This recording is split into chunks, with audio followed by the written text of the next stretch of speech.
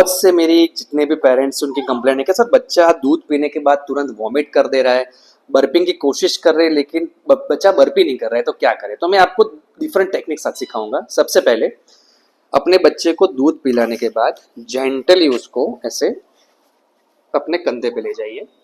आपके जो हाथ है वो नीचे नहीं टैप करने हैं, जेंटली ऊपर टैप करने हैं, ठीक है। तो ऐसे आप उसको बर्पिंग करवा सकते हो। एटलीस्ट 15 से 20 मिनट तक आप उसको बर्प करवाइए, ठीक है।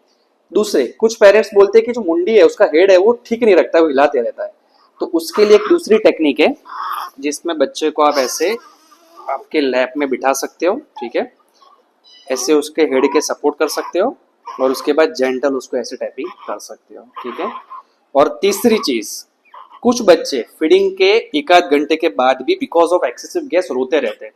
तो अगर उसका पेट थोड़ा खाली है और फिर भी वो रो रहा है तो उसको ऐसे आप लिटा सकते हैं अपने लेग पे और जेंटली ऐसे उसको टैप कर सकते हैं, ठीक है।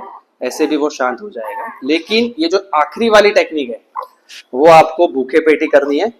मेक श्योर कि आपके बच्चे में तुरंत फीडिंग ना लिया हो, क्योंकि अगर आप उल्टा उसको पैर पे सुलाओगे तो पूरा दूध बाहर निकाल देगा, ठीक है। और उसके बाद भी अगर वॉमिटिंग करता है तो आप उसको डोमस्टाल के ड्रॉप है, या फिर कभी कभी बच्चों में अन्न नली थोड़ी पतली होने की वजह से GERD जैसी बीमारी होती है, वो मैं पूरा आपको कैप्शन में लिख दूंगा कि उसके लिए आप